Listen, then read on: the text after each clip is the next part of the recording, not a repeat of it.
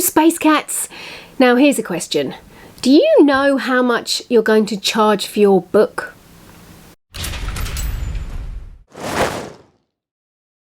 Yes, that really is a good question if this is your first time self-publishing. I'm going to be talking about children's paperback books. I mean, there is the option these days of printing your own hardback books, but in my experience, the cost of production is so high that you're not getting much return for it, i.e. profit, i.e. money in your pocket, i.e. sweets. However, I do know that KDP and other print-on-demand services are actually providing that now. So if you really want to produce a hardbacked book, then why don't you do a little bit of research and see which is the most competitive. I'm also not going to be talking about ebooks, just because that's a whole other genre. Let's think about the good old paperback.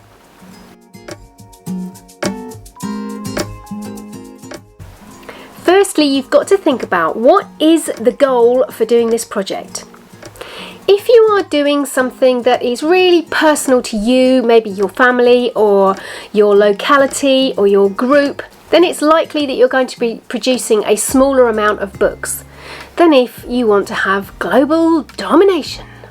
Yes, if you want to have your books selling further afield, across the world, internationally, then you're probably going to be producing a lot more copies, or expect your print-on-demand service to be printing a lot more copies. If you are actually doing a print run and are physically going to have some copies of your books at home or in storage somewhere, then you need to think about the cost per unit. That's the cost of production per book. If your goal is to just provide something for your family or for your church group, for example, then you might be thinking about doing a print run of 50 or 100 copies.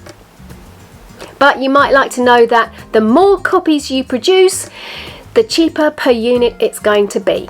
So, to give you an example, a book that I produced in 2017, and I'm going to just check my notes for this, I was quoted £461 for 100 copies, or £810 for 250 copies, and that for the unit price is a difference of £4.61 or £3.24 per copy. I had to decide how many I could usefully hold in stock, how many I thought I might sell, how much money I wanted to spend, and what I thought that the unit cost should be, and therefore what my cover price could be. The less you pay for each copy, the more profit you can make. I have mostly, by some fluke or possibly astute genius, it's hard to tell, got my pricing right. But I do have one book where I really didn't get it right. I'm not going to tell you which one that was, but I still have loads of copies of that left. And that's a lesson well learned. It is a fine balance. The most useful thing that I did when I first started out was going into the local bookshop and checking out what books that were similar to my book, what they were being priced at.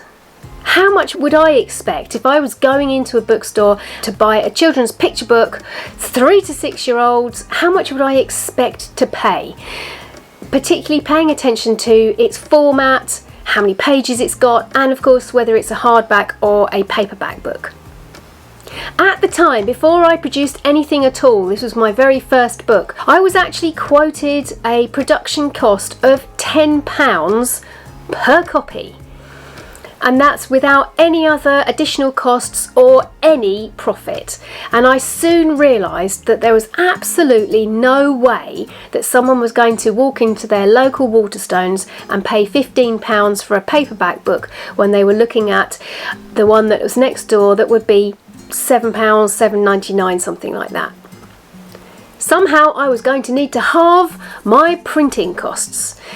And after doing a bit of research, I realised that the company I had initially talked to was very expensive and basically trying to rip me off. Well, you live and learn, don't you? Going to your local bookshop, doing it on Amazon or online is just not the same. You need to be able to browse through the books, and pick them up and look at them and flick through them. But before you go, make sure you know the following things. You need to know the dimensions of your book, the trim size in printing terms. You need to know how many pages your book has got. And you need to think about whether you have got a book that has got full colour, is black and white on the interior, or whether it is two colour. And of course whether you've got any illustrations inside or not, because that makes quite a difference to the printing cost.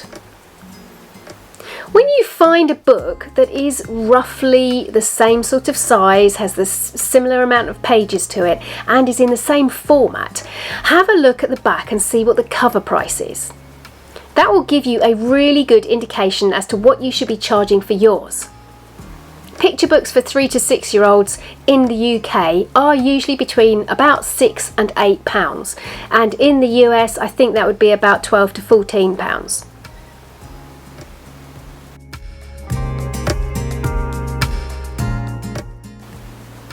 If you're working on something and you're discovering that the costs of it are skyrocketing, because let's face it, everything at the moment is going up in price, including printing, you need to ask yourself a few key questions. First of all, does it need to be full colour?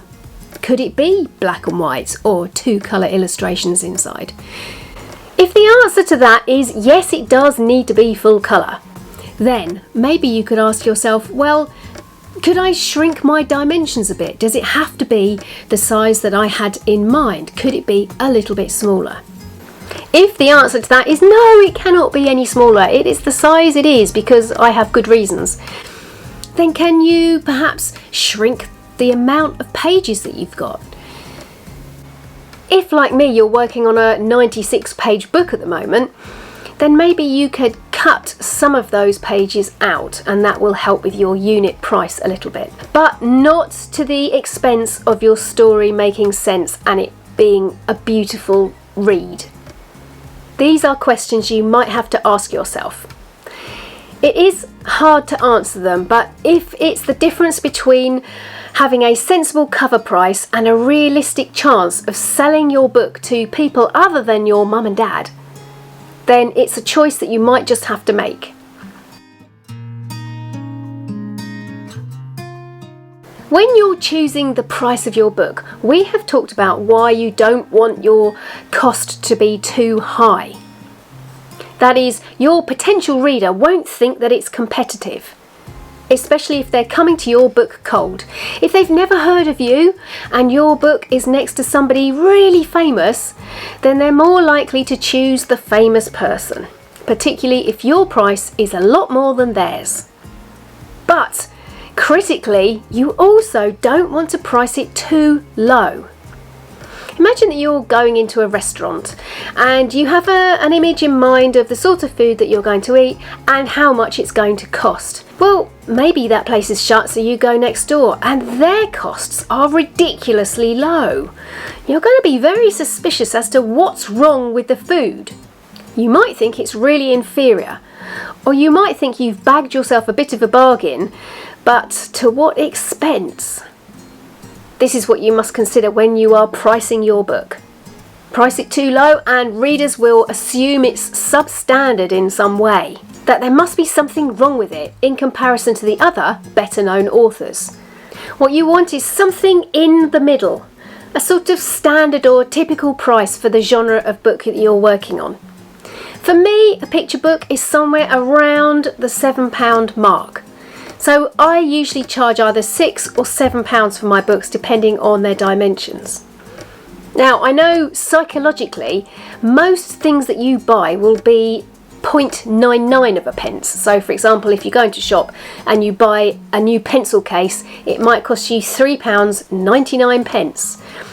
And there's a good reason for that. I'm sure that, people better than I in marketing know why that is, that we somehow think that it's less than £4. However, when I see something written down as £3.99, I always just think that's £4.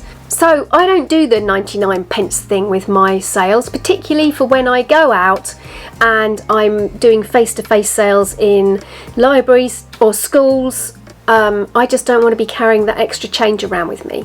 So get over it, Britain! When you investigate the print-on-demand services, then you'll see that IngramSpark and KDP and others like it will have a price calculator where you can put in how many pages you've got, your dimensions and how many copies you want, and they will tell you how much it's going to cost and what the unit price is. Quite a handy tool to know about, and I've put the links to those two that I've mentioned in the description box below.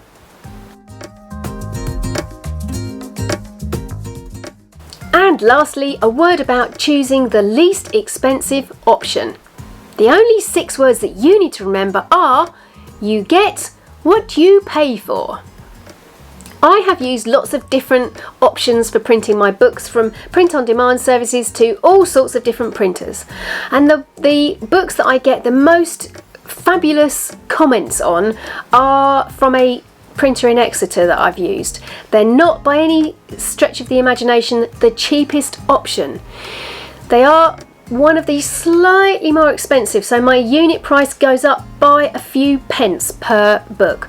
But I have to say that the cover, the interior pages and the print all look amazing, and I get people coming up to me and saying, well, they just can't believe that they're not traditionally published, because they've got in their head the image of a self-published book is one that the cover bends as soon as it hits the air. It's seems to be printed on that Izal toilet paper, you know, the old stuff from the 1950s. It's like tracing paper, and that the typeset is a little bit iffy.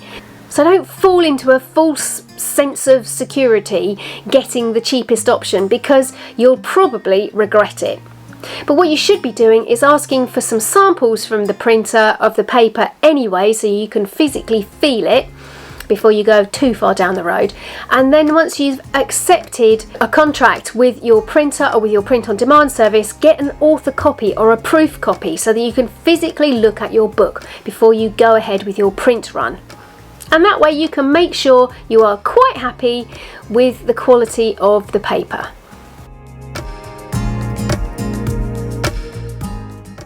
If you're going down the route of print on demand, and there's certainly one really good thing about that, and that is that you won't have boxes and boxes of books that you've got to find somewhere to store. But the principle is the same really. You still have to choose how much your book is going to cost. And you can also choose what percentage of royalties you'd like to receive. It's still really important though to find that sweet spot between charging too little and too much for each book, because you need to get into the mind of the reader. How much would they expect to pay for a book like this? Well, that should have given you a running start into pricing your own book. Let me know in the comments how many pages are in your book and what you expect the price to be for it. And if you found any really good printers or another print-on-demand service that you would recommend, then make sure you pop that in the comments too, because it might help someone else. If you'd like further artist tutorials, I have a variety of short courses that will help you. There are real-time sessions looking at painting, drawing and marker pens, among others. And if you're keen on producing your own book, there is a more in-depth course on what you need to know about self-publishing a book with illustrations. That covers making key decisions, how to make layouts and dummy books, rhythm and pacing, as well as several tutorials on illustrating a book and a look at the tech. You can either hop over to my website or join me on Patreon for more information. Go on, give it a go! Next week I am attempting the cheeky story of the Emperor's new clothes. Nudie bottoms. I'm off to roll myself a cream puff and snaffle it off the hem of a hippopotamus. I will see you next week. Nanu nanu.